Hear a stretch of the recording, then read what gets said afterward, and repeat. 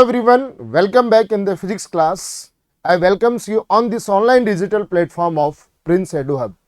So dear students, in the last class we discussed about the Coulomb law, Coulomb force, vector form of Coulomb force and one or two numerical based on that topic.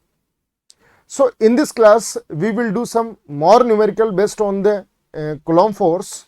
Next, here we will discuss the limitations of Coulomb force, what is the mean by permittivity, and all these things will be discussed here only. So let's see. Our heading is permittivity. Our heading is permittivity.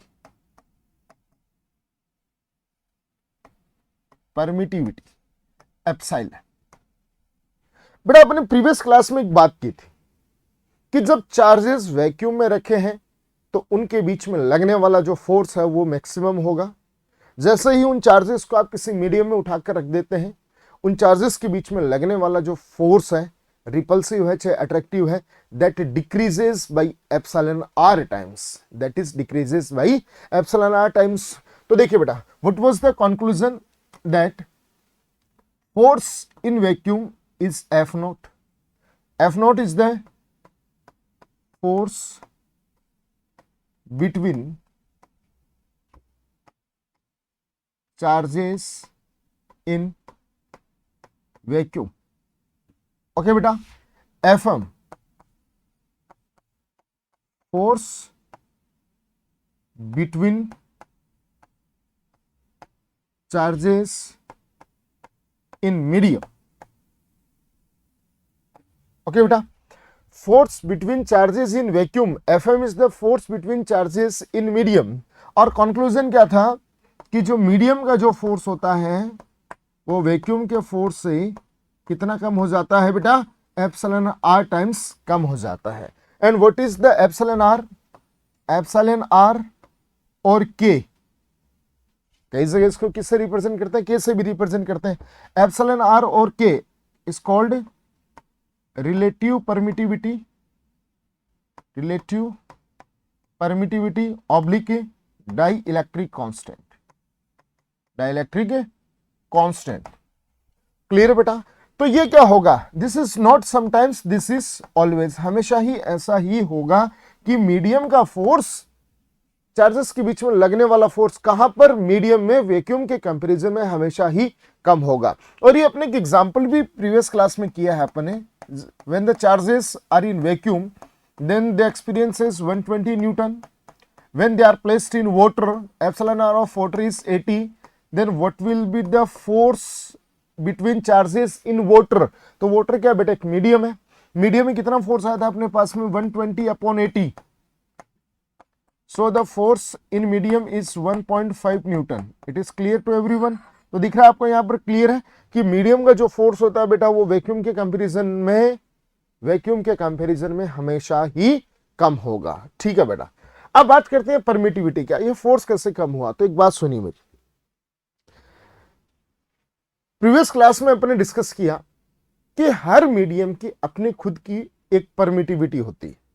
Every medium has its own permittivity, तो मैं यहां पर आपको देखो एक example देता हूं। जैसे सपोज दैट मैं अलग अलग मीडियम्स ले लेता हूं। एक मीडियम मैंने लिया वाटर, ठीक है बेटा, एक मीडियम मैंने लिया sugar solution,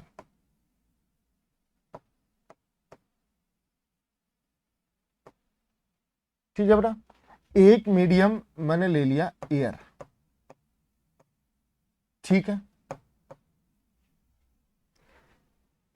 all three mediums are different, तीनों मीडियम एक दूसरे से क्या है, अलग अलग है। अगर कोई मीडियम है तो उसकी खुद की अपनी एक परमिटिविटी होती है।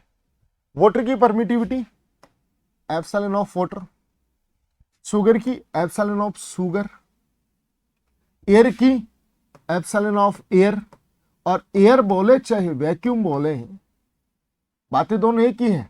तो एयर बोले चाहे वैक्यूम बोले, वैक्यूम की permittivity epsilon not. Her medium की खुद की एक परमिटिविटी होती है, हर मीडियम की अपनी एक परमिटिविटी होती है, तो उस परमिटिविटी की कोई ना कोई वैल्यू होगी। ये हमें पता है कि जो एप्सिलॉन नॉट है, जो वैक्यूम होता है, उसकी परमिटिविटी की वैल्यू मिनिमम होती है। इससे कम परमिटिविटी की वैल्यू, इससे कम परमिटिविटी किसी भी मीडियम की हो नहीं सकती। तो ये चाहे शुगर सॉल्यूशन है चाहे वाटर है, सारे मीडियम्स की परमिटिविटी एप्सिलॉन नॉट से ज्यादा होगी। The permittivity of epsilon S epsilon W will always be greater then the epsilon not. ये क्लियर है बेटा। अब देखिए, मैंने जब इन्हें उठाकर, देखिए वैक्यूम में कितना फोर्स लग रहा था, 120 न्यूटन लग रहा, ठीक है बेटा। मैंने यहां पर वाटर में रखा, तो वाटर में रखते ही वाटर का जो फोर्स था वो कितना आया बेटा, 1.5 न्यूटन, ठीक है। अगर मैं वैक्यूम से उठाकर उनको शुगर सॉल्यूशन में रख देता हूं, तो भी तो कोई ना कोई फोर्स की वैल्यू आएगी। इट इज क्लियर दैट जो शुगर सॉल्यूशन है, जो मीडियम है, चाहे पानी है चाहे कोई शुगर सॉल्यूशन, कोई भी मीडियम हो, उस मीडियम में फोर्स जो रहेगा, the value of force will be less than 120 Newton. 120 Newton से तो कमी आनी है।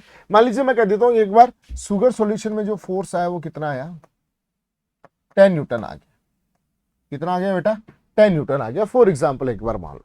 तो देखो, हर मीडियम में, हर मीडियम की परमिटिविटी डिफरेंट डिफरेंट, तो हर मीडियम में चार्जेस के बीच में लगने वाला फोर्स भी डिफरेंट डिफरेंट। जिस मीडियम में आपने चार्जेस को रखा है, उस मीडियम में चार्जेस के बीच में कोई ना कोई तो फोर्स की वैल्यू होगी। डेफिनेटली फोर्स तो लगेगा, उस फोर्स की वैल्यू कोई ना कोई होगी। हर मीडियम की परमिटिविटी डिफरेंट डिफरेंट, तो हर मीडियम में लगने वाले फोर्सेस की वैल्यू भी डिफरेंट डिफरेंट। किस मीडियम में आप रखते हैं, किसी मीडियम में आप रखते हैं, तो उस मीडियम में कितना फोर्स लगेगा। बात को सुनिए, बड़े गौर से बात को सुनिए आप, यहीं से परमिटिविटी की डेफिनेशन क्लियर होगी। आपने चार्जेस को किसी मीडियम में रखा, आपने चार्जेस को किसी मीडियम में रखा, तो उस मीडियम में चार्जेस के बीच में कितना फोर्स लगेगा, कितना फोर्स लगेगा, 1.5 लगेगा, 10 लगेगा, 10 से ज्यादा लगेगा, कितना लगेगा। Who will decide permittivity of that medium? यहां पर वैक्यूम में 120 न्यूटन फोर्स लग रहा है, ये कौन डिसाइड कर रहा है, वैक्यूम की परमिटिविटी डिसाइड करेगी। वैक्यूम की परमिटिविटी डिसाइड करेगी कि वैक्यूम में कितना फोर्स लगेगा। अगर आप इनको उठाकर वाटर में रखते हैं, तो वाटर में इन चार्जेस के बीच में कितना फोर्स लगेगा, who will decide the permittivity of water.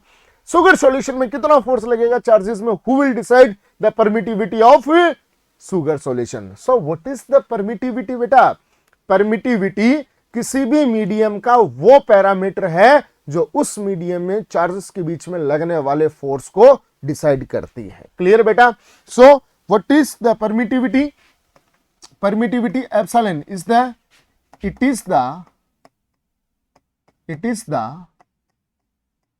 parameter of medium. It is the parameter of medium which decides the force between charges in that medium. Clear है बेटा। तो किसी भी मीडियम की परमिटिविटी उस मीडियम का वो पैरामीटर है जो उन चार्जेस, उस मीडियम में चार्जेस के बीच में लगने वाले फोर्स को डिसाइड करती है, डिटरमाइन करती है। क्लियर बेटा। तो ये क्लियर हो गया कि परमिटिविटी क्या होती है।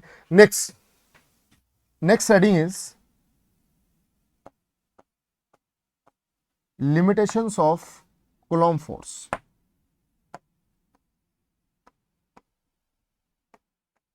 Limitations of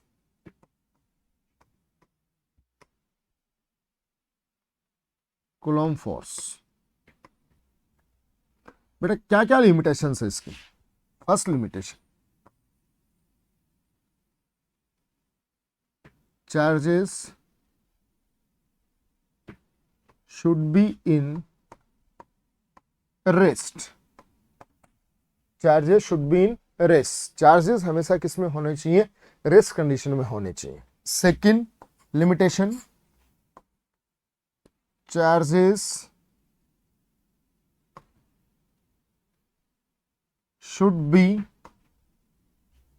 point, charges should B point, मतलब चार्जेस कैसे होने चाहिए, पॉइंट चार्ज होने चाहिए।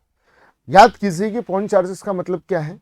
जो कुलॉम ने, साइंटिस्ट कुलॉम ने जो ये कुलॉम लॉ दिया, चार्जेस के बीच में लगने वाले इलेक्ट्रोस्टैटिक फोर्स को स्टेट किया, तो उन्होंने क्या किया, दो चार्ज स्पेयर लिए थे, दो चार्ज स्पेयर लिए थे, चार्ज स्पेयर, स्पेयर समझते हैं आप स्पेयर, तो दो चार्ज स्पेयर लिए, और उन चार्ज स्पेयर की जो साइज थी वो उन चार्ज स्पेयर के बीच की सेपरेशन के कंपैरिजन में बहुत कम थी, तो हम उनको क्या मान लिया, हमने पॉइंट मान लिया है। तो the size of the charges should be very less than as compare to the separation between charges. And the third limitation,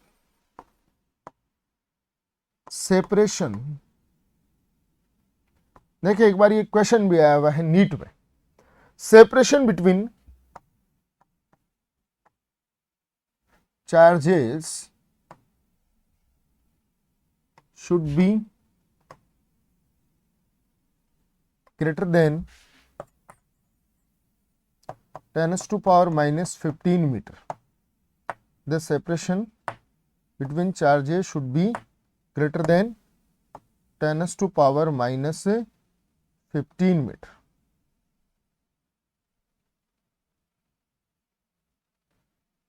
Greater than 10⁻⁻15 meter. दो चार्ज है Q1, बात को सुनिए बेटा, Q1 और Q2, इनके बीच की separation R, this R should be greater than 10⁻⁻15 meter. और एक पॉसिबिलिटी क्या हो सकती है, R is less than 10⁻⁻15 meter. अगर दोनों चार्जेस के बीच का separation is greater than 10⁻⁻15 meter, तो ही बेटा कूलॉम फोर्स लगेगा, तो ही दोनों चार्ज के बीच में कूलॉम फोर्स लगेगा। अगर R is less than 10⁻⁻15 meter, the coulomb force will not act. अब आप सोच रहे हो ऐसा कैसे हो गया, क्यों नहीं लगेगा, F is equal to K Q1 Q2 upon R square, तो R की वैल्यू 10⁻⁻15 से कम है, तो जो भी वैल्यू होगी मेरे पास में उसका स्क्वायर करके मैं पुट कर दूंगा। ऐसा नहीं होगा। अगर separation between charges is less than 10⁻⁻15 meter, तो वहां कूलॉम फोर्स काम नहीं करेगा, वहां पर कौन काम करेगा, the new name of force is strong nuclear force.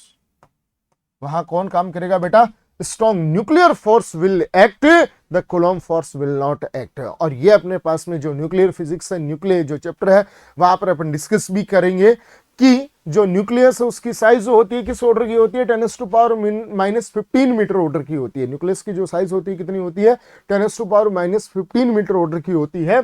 इसलिए वहां पर न्यूक्लियस के अंदर लगने वाले फोर्स को अपन क्या कहते हैं, स्ट्रॉन्ग न्यूक्लियर फोर्स कहते हैं। तो चार्जेस के बीच में अगर सेपरेशन 10⁻⁻15 मीटर से कम हुई तो वो किस रेंज में आ जाएगा, न्यूक्लियर साइज के रेंज में आ जाएगा। और न्यूक्लियर साइज की रेंज में आने पर वहां कूलॉम नहीं लगेगा, कौन सा लगेगा, न्यूक्लियर फोर्स लगेगा। तो ये बड़ी प्यारी बात है बेटा, इसको आपको ध्यान में रखना है। क्लियर। नेक्स्ट, ये अपने पास में बात हुई। अब हम बात करते हैं नेक्स्ट से the more example based on the coulomb force. So let's see examples based on Coulomb force. Now more examples.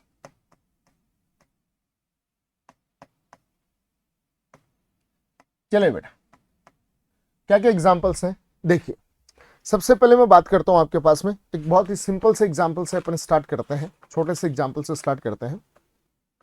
बोला है यहां पर आपको मैं एक दो रिजल्ट भी और निकाल के दिखाने वाला हूं। क्या है, two insulated charge copper spheres A and B have their centre separated by a distance 15 centimetre. तो अपन सबसे पहले क्वेश्चन के अकॉर्डिंग चलते हैं। Two charge spheres A and B, clear बेटा, और इनके सेंटर्स के बीच की जो सेपरेशन है that is R, R is equals to 50 centimetre. Clear बेटा? और इस 50 सेंटीमीटर को तो आप मीटर में कन्वर्ट कर सकते हैं, 50 इंटू 10⁻⁻² मीटर। चल next, what is the mutual force of electrostatic repulsion if charge on each is 6.5 into 10⁻⁻7 coulomb? हर पर चार्ज कितना बता रहा है? इस पर चार्ज कितना बता रहा है? 6.5 इंटू 10⁻⁻7 कूलम। और इस पर भी चार्ज कितना बता रहा है? 6.5 इंटू 10⁻⁻7 कूलम। कह रहा है कि two charged insulated copper spares each having charge 6.5 into 10⁻⁻7 coulomb separated by 50 centimeter means 50 into 10⁻⁻2 meter, then find the force of repulsion acting between spares। बेटा दोनों पर सेम नेचर है, ये भी पॉजिटिव ये भी पॉजिटिव है, तो दोनों के बीच में लगने वाला जो फोर्स होगा वो कैसा होगा? डेफिनेटली कैसा होगा? रिपल्सिव नेचर का होगा। Two charges Q1 Q2 separated by R, then force of attraction or repulsion F is equals to K Q1 Q2 upon R square। Okay बेटा? लेकिन अगर दोनों ही Q हुए, देखो दोनों पर चार्ज की वैल्यू कैसी है बेटा? सेम है। दोनों पर चार्ज की वैल्यू कैसी है बेटा? सेम है। तो Q हो गए दोनों ही, तो Q इंटू Q क्या हो गया? Q स्क्वायर हो गया। यस और नो? तो KQ square upon R square. ठीक है, ऐसे ही यहां पर F is equals to K 9 into 10⁻⁹ into Q1 Q2 Q है, दोनों सेम है, तो Q स्क्वायर, तो 6.5 into 10⁻⁻7 whole square upon R square. Who is the R? पहले मीटर में कन्वर्ट करना पड़ेगा आपको, -2 होल स्क्वायर। क्लियर बेटा? तो आप इसको सोल्व करेंगे तो यहां से देखिए आप 6.5 का स्क्वायर, यहां पर एक बार रफली इसको सोल्व कर देता हूं, 9 इंटू 10⁻⁹ इंटू 6.5 का होल स्क्वायर, सो 6.5 इंटू 6.5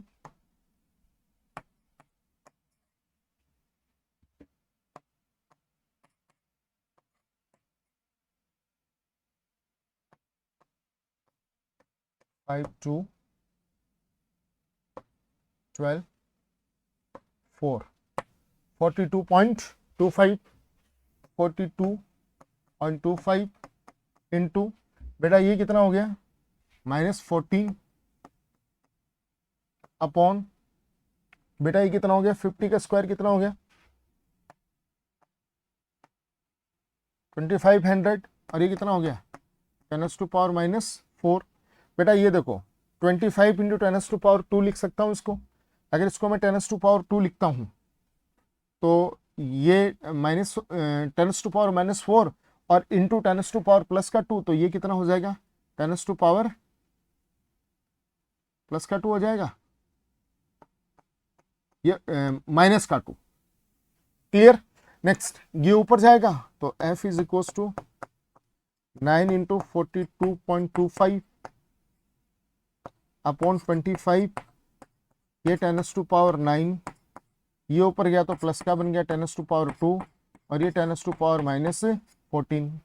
9 और 2 कितने हुए बेटा? 11, प्लस के 11 और माइनस के कितने? 14, तो माइनस का 3 बचा। F is equal to 9 into 42.25 into 10⁻⁻3 upon 25 newton. Clear? इसको रफली मैंने सोल्व कर दिया है, एग्जैक्ट आंसर इसको सोल्व करने पर आपके पास में मिल जाएगा। तो force of repulsion we have find out. Clear बेटा? चलिए नेक्स्ट क्वेश्चन की अपन बात करें, क्या कहता? Suppose that the spares A and B in the question have identical size, have the identical size and the charge on each sphere is 6.5 into 10 to power minus 7 coulomb. ये same equation, इसको थोड़ा सा आगे modify किया गया, same question है, या तो मैं ऐसे भी बोल सकता हूँ, in the previous question the size of sphere A and B is identical. Now a third sphere of same size but uncharged is brought in contact with the first, then brought in contact with the second and finally removed from both. What is the new force of repulsion between A and B? What is the new force of repulsion between A and B? चले बेटा, इस question को कैसे करना है वो सुनिए। यहां पर आई थिंक किसी को भी कोई प्रॉब्लम नहीं होगी, सॉल्व हो जाएगा ये। नेक्स्ट, अब देखिए क्या करेंगे, बहुत अच्छा क्वेश्चन है, एनसीईआरटी का क्वेश्चन है।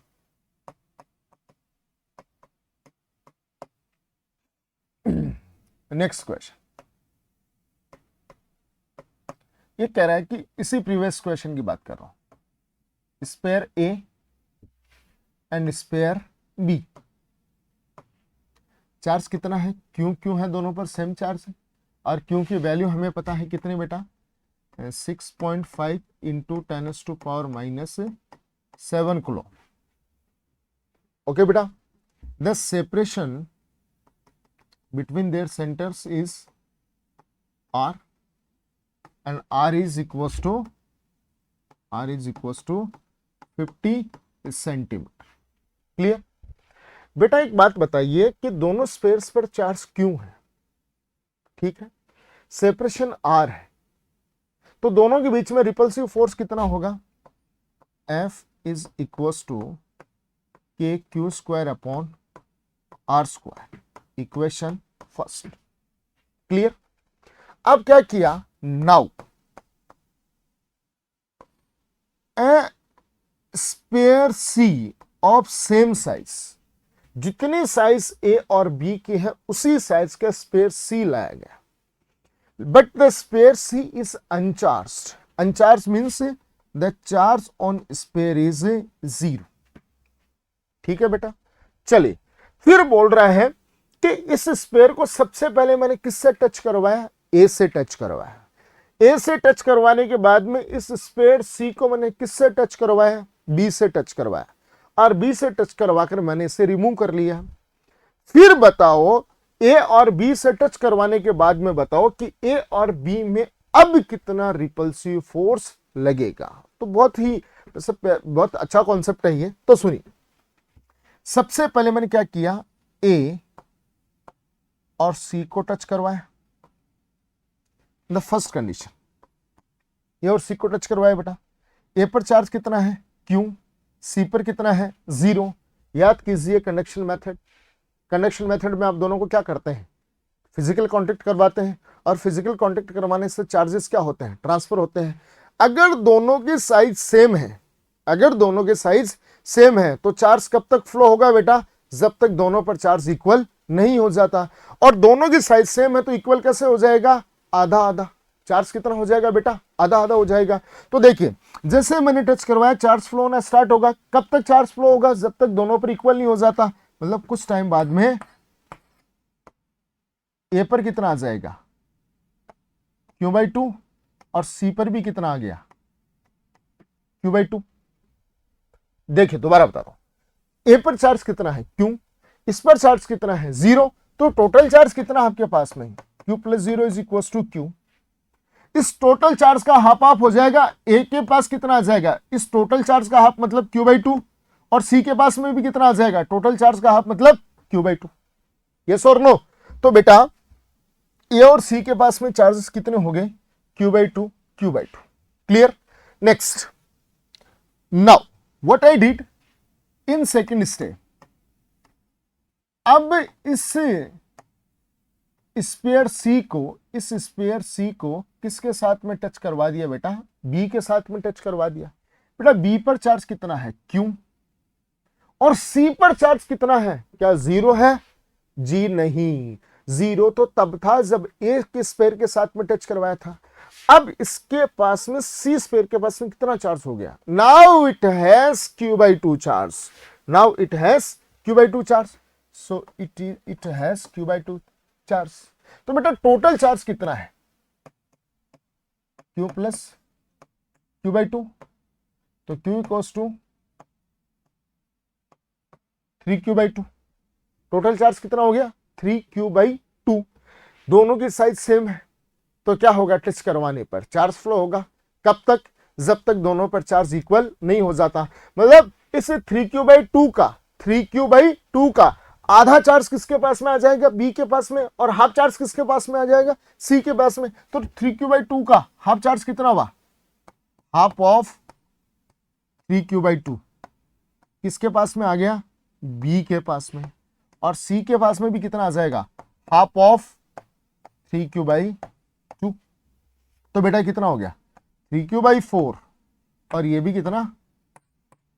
3q/4। यस और नो? अरे 2 2 जा 4, 2 2 जा 4, 3q/4, 3q/4 हो गया।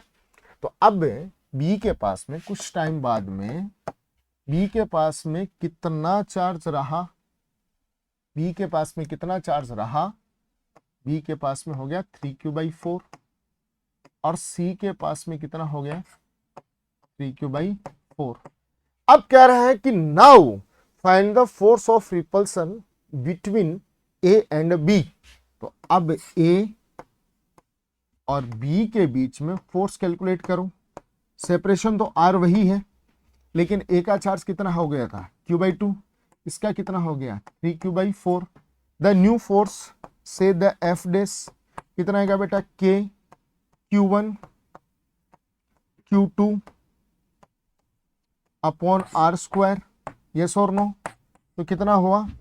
k q into Q square 3 upon 2 4 जा 8 अपॉन आर स्क्वायर। देखिए बेटा k q into Q square, ये 3 ऊपर है, 2 इंटू 4 8 अपॉन 8 आर स्क्वायर। बेटा K Q upon are square कौन सा फोर्स है? K Q square upon are square की जगह मैं क्या पुट कर सकता हूं? एफ पुट कर सकता हूं, इनिशियल फोर्स। तो बेटा कितना आ गया यहां पर? F dash is equal to 3/8 of F. जो स्टार्टिंग में जो फोर्स था उसका कितना हो गया बेटा? नया force. The new force is 3/8 times of initial force. और इनिशियल फोर्स की वैल्यू आप कैसे निकाल सकते हैं बेटा? ये रहा K Q square upon are square. K की वैल्यू आपको पता है कितनी है? 9 इंटू 10⁻⁹। क्यू का स्क्वायर 6.5 इंटू 10⁻⁻7 का whole square, okay, upon are square. R is 50 into 10⁻⁻2 का स्क्वायर। प्रीवियस एग्जाम्पल में अपने बात भी की थी। तो बहुत ही अच्छा सा कॉन्सेप्ट आपके पास में यहां पर है। क्लियर बेटा? चलिए नेक्स्ट अपन बात करते हैं नेक्स्ट क्वेश्चन की। बहुत ही अच्छा सा क्वेश्चन है, सुनिए। इस टाइप के क्वेश्चंस भी बहुत आते हैं। चले, और ये जो मैं क्वेश्चन आपको बता रहा हूं, ये यहां पर क्वेश्चन आया हुआ भी है सीबीएसई ऑल इंडिया 2018 का जो क्वेश्चन है। देखिए next,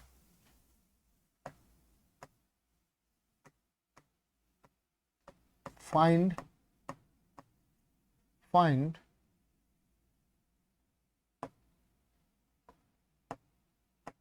net force on capital.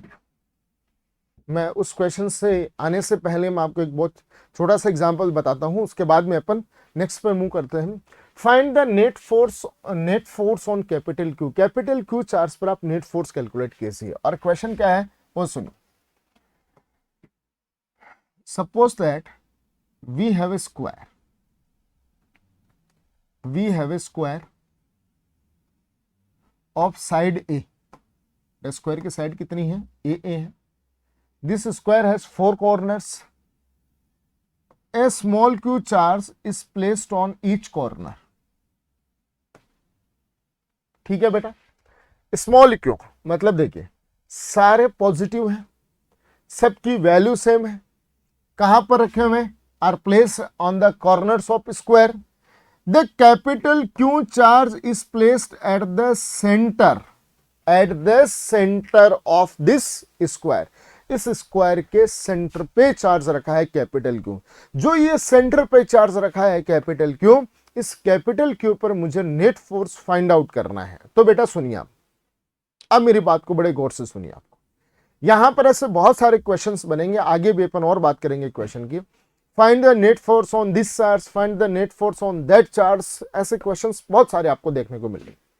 अगर एग्जामिनर आपसे किसी भी चार्ज पर, जिस चार्ज पर आपको नेट फोर्स कैलकुलेट करवा रहा है, आपसे जिस चार्ज पर नेट फोर्स कैलकुलेट करवा रहा है, आप सबसे पहले यह चेक करेंगे कि उस चार्ज के सराउंडिंग एरिया में कितने चार्जेस प्रेजेंट है।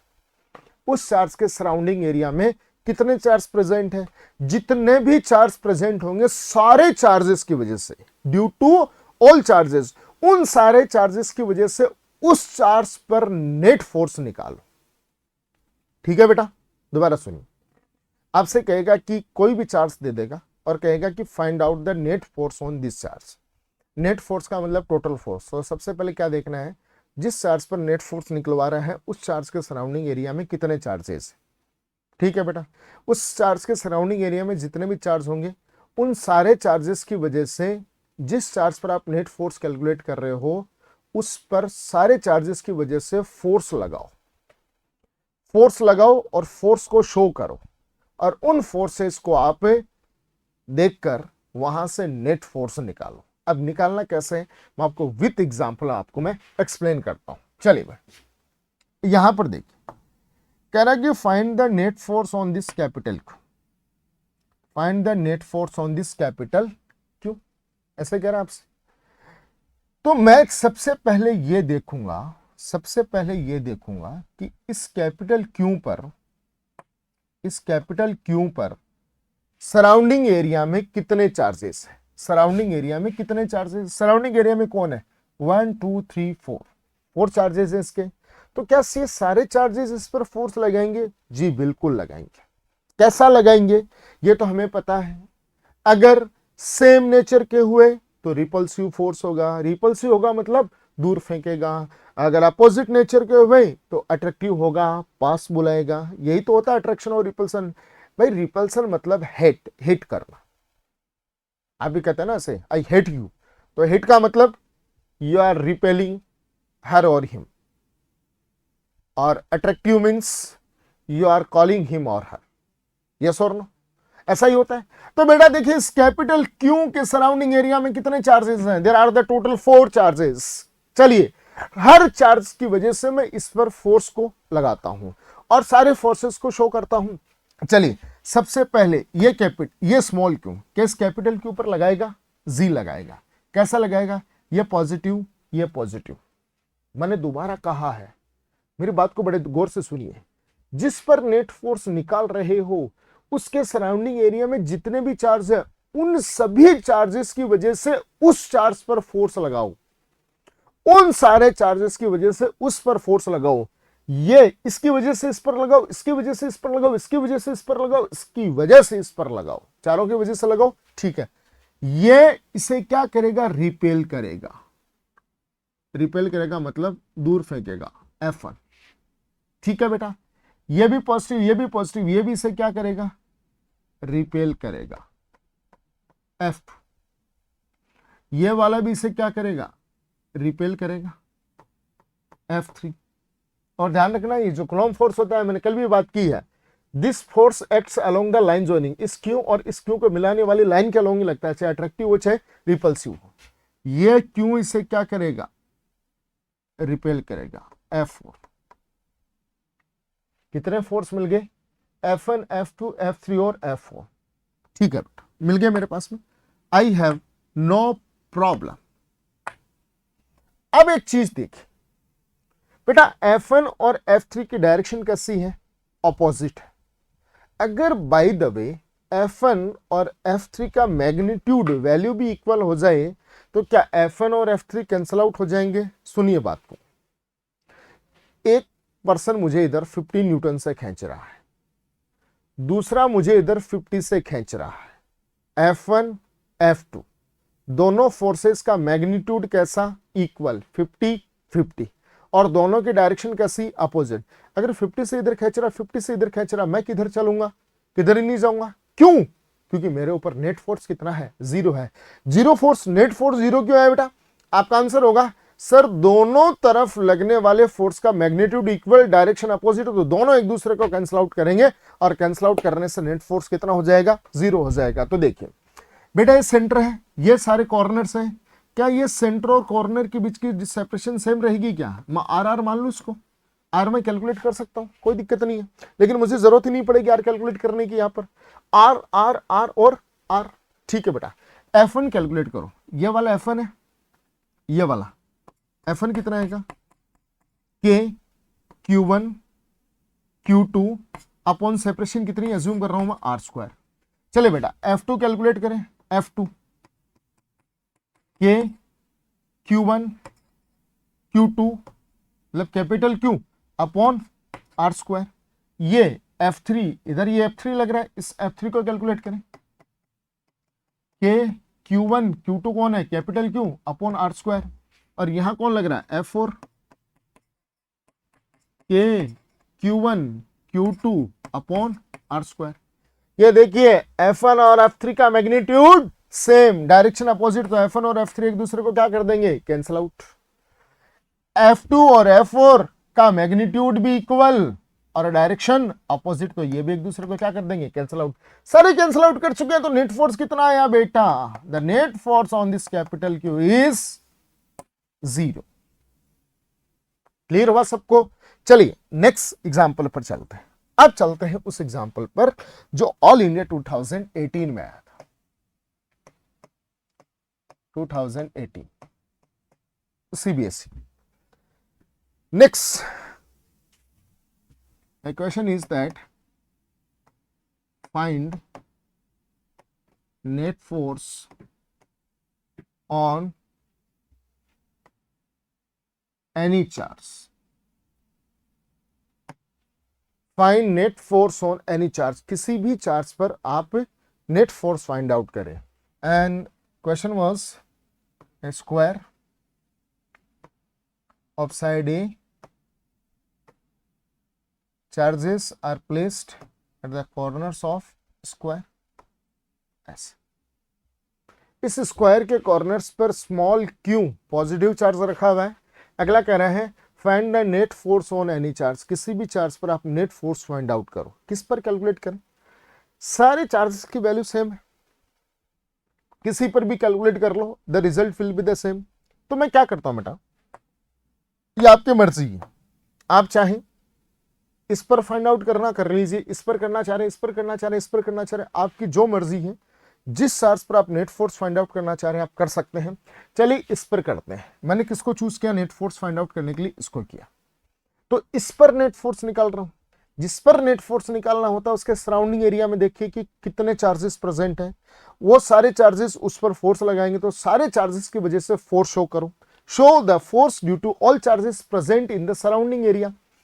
इस कैपिटल के ऊपर कौन कौन लगाएगा, ये लगाएगा, ये लगाएगा, ये लगाएगा। All forces will exert force, all charges will exert force, सारे चार्जेस फोर्स एक्सर्ट करेंगे। ये पॉजिटिव, ये भी पॉजिटिव, तो सारे कैसा फोर्स लगाएंगे, रिपल्सिव लगाएंगे।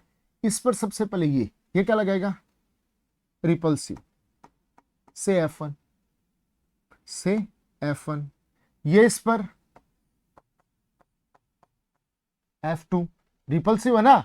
अगर भैया ये नेगेटिव होता तो ये क्या करता, क्यों इसे अपनी तरफ अट्रैक्ट करता।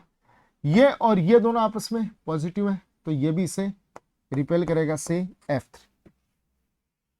अब आपको F1, F2 और F3 की वैल्यूज फाइंड आउट करनी पड़ेगी।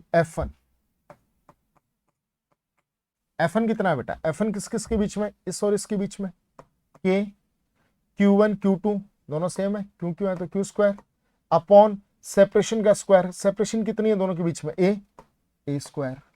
F2 कितना होगा, इस और इसके बीच में, F2 is equal to K Q1 Q2 Q² upon separation इस Q और इस Q के बीच की सेपरेशन A²। ये लो, ये क्या हुआ, F1 और F2 दोनों की value equal, very good. F1 is equal to F2, F1 और F2 का magnitude equal, say equal to F, say equal to F, और वैल्यू कितनी है बेटा, के क्यू स्क्वायर अपॉन ए स्क्वायर। यस और नो। अब बड़ी प्यारी बात आने वाली है। क्लास 11th में आपने पढ़ा होगा vector A, vector B inclined at angle theta, then resultant of vectors r is equals to under root a square plus b square plus 2ab cos theta, where theta is the angle between a vector and b vector। ऐसा सुना होगा आपने। ठीक है बेटा। बेटा force भी बताइए कैसी क्वांटिटी है? वेक्टर क्वांटिटी है। फोर्स भी कैसी क्वांटिटी है? वेक्टर क्वांटिटी है। अगर फोर्स वेक्टर क्वांटिटी है तो F1 और F2 दोनों किसी एंगल पर थीटा पर है या नहीं है? F1 और F2 के बीच में एंगल थीटा कितना है बेटा? 90 है ना, दिख रहा है क्या? F1 और F2 है तो F1 ए वेक्टर, F2 बी वेक्टर दोनों किसी एंगल थीटा पर हो तो उनका रिजल्टेंट कहां पर आएगा? उनके बीच में आएगा। कितना आएगा? Under root a square plus B square plus 2ab cos theta. तो बेटा F1 और F2 दोनों का रिजल्टेंट कहां पर आएगा? बीच में आएगा। F डैश कह दूं क्या? F डैश क्या कह दूं इसे? F dash. Who is the F dash? F dash is the resultant of F1 and F1 और F2 का क्या है बेटा? रिजल्टेंट है। कैसे निकालोगे? F dash is equal to under root F1 square plus F2 square A square plus B square plus 2 F1 F2 cos theta. अब देखिए बेटा F1 और F2 दोनों तो क्या है? इक्वल है। किसके इक्वल मान रखा मैंने? F के इक्वल मान रखा है। तो F1 स्क्वायर मतलब F स्क्वायर, F2 स्क्वायर मतलब F square plus 2 F1 F2 F square into cos theta. cos theta what is the value of theta? Theta 90 and cos 90 is 0। तो आगे की टर्म क्या होगी बेटा? 0 होगी। तो no need to write this term, no need to write this term. Yes और no? Yes और नो? आई बेटा बात समझ में? तो आगे की टर्म को आपको लिखने की जरूरत है ही नहीं। क्लियर? तो ये कितना हो गया? F dash is equal to F square plus F square कितना होगा बेटा? 2f स्क्वायर, तो रूट 2f आ गया। तो अब देखिए इस क्यू पर कितना फोर्स लगा? इस क्यू पर कितना फोर्स लगा? एक तो लग रहा है F3 और एक लग रहा है F डैश। देखो क्लास 11th में पढ़ा भी होगा, मैं दोबारा रिकॉल करवा देता हूं। जब आप किन्हीं दो वेक्टर्स का रिजल्टेंट निकाल लेते हैं तो वो रिजल्टेंट उतना ही वर्क करेगा जितना वो दोनों वेक्टर्स मिलकर कर रहे थे। या मैं बहुत सिंपल वर्ड में कहता हूं, जब आप किन्हीं दो वेक्टर्स का रिजल्टेंट फाइंड आउट कर लेते हैं तो उन दोनों वेक्टर्स का इफेक्ट खत्म हो जाता है। अब आपको उन दोनों वेक्टर्स से कोई भी मतलब नहीं है। तो यहां पर टोटल कितने फोर्स लग रहे थे? F1 F2 और F3। तो मैंने क्या किया? F1 और F2 का रिजल्टेंट निकाल लिया, जिसको मैं क्या कर रहा हूं? F dash. रिजल्टेंट हमेशा कहां आता है? बीच में आता है। तो F1 और F डैश का रिजल्टेंट निकाल लिया, F1 और F2 का रिजल्टेंट फाइंड आउट कर लिया F डैश। तो अब मुझे F1 और F2 से कोई भी मतलब नहीं है, ये इन दोनों का इफेक्ट खत्म हो गया। मैं किसकी बात करूंगा? सिर्फ F डैश की। तो बेटा देखिए अब नेट फोर्स कैसे आएगा? अब कितने फोर्स लग रहे हैं? 3 से मैंने कितने कर लिए? 3 लग रहे थे, F1 F2 और F3। F1 और F2 का रिजल्टेंट निकाल लिया F डैश, तो दोनों खत्म हो गया। अब एक तो मेरे पास में बचा F डैश और एक बचा मेरे पास में F3। F डैश और F3 की डायरेक्शन सेम है कि अपोजिट है? सेम डायरेक्शन है। सेम डायरेक्शन होती है, देखो 20 न्यूटन, इधर भी 20 से खींच रहा है, इधर भी 20 से खींच रहा है, तो टोटल कितना हो गया? 40 हो गया ना। ऐड हुआ या नहीं हुआ? जी बिल्कुल वाला। तो अब नेट फोर्स कैसे आ जाएगा? F net is equal to F3 plus F dash. अब देखिए बेटा मैं यहां पर लिख रहा हूं इसको मैं, ठीक है? नेट फोर्स लिख रहा हूं यहां पर। तो ये आ गया मेरे पास में F net is equal to F3। तो F3 निकालना पड़ेगा मुझे। F3 निकालिए बेटा सबसे पहले। चलिए F3 निकालते हैं अपन। F3 is equal to K Q1 Q2 Q square upon R square. R कौन होती है? दोनों चार्जेस के बीच की सेपरेशन।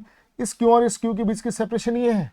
ये कौन है? डायगोनल है। यार ये निकाल नहीं सकते क्या? ये रहा ट्राइंगल, ये इस ट्राइंगल का क्या हाइपोटेनियस है? Under root base square plus perpendicular square, A square plus a square, तो रूट 2a। यस और नो? तो upon are square root 2a का स्क्वायर करूंगा तो 2a स्क्वायर। अरे रूट 2a का स्क्वायर करूंगा तो स्क्वायर करने पर रूट हट गया 2 और a का स्क्वायर, a का स्क्वायर क्या हो गया a स्क्वायर। तो एफ नेट कितना आ गया बेटा K Q square upon 2a square plus F dash, और एफ डैश कितना था बेटा रूट 2f। तो एफ नेट कितना आ गया बेटा F net is equal to के Q square upon 2a square plus root 2, और f कितना है बेटा f is equal to F N is equal to f2, f1 और f2 is equal to f equal to के Q square upon ए square, k Q square upon ए square. बेटा कुछ common आ रहा है क्या यहां से, आप देखिए कुछ कॉमन आ रहा है क्या, देखिए आप जी बिल्कुल मुझे तो दिख रहा है कि क्या कॉमन आ रहा है यहाँ पर। क्या कॉमन आया बेटा यहाँ पर, देखिए आप के क्यू स्क्वायर अपॉन ए स्क्वायर क्या आ रहा है कॉमन आ रहा है, के क्यू स्क्वायर अपॉन ए स्क्वायर क्या आ रहा है कॉमन आ रहा है। तो F net is equal to के क्यू स्क्वायर अपॉन ए स्क्वायर कॉमन आया, के क्यू स्क्वायर अपॉन ए स्क्वायर कॉमन आया, तो यहाँ क्या बचा बेटा 1/2 प्लस यहाँ क्या बचा root 2। This is the net force on this charge. इस पर निकालो, इस पर निकालो, इस पर किसी पर भी निकालो, the value will be same. Got it बेटा। So here we discuss the numericals based on the Coulomb force. I hope all the concepts numericals is clear to everyone. So see you very soon. Till that, stay home, be safe. Thank you.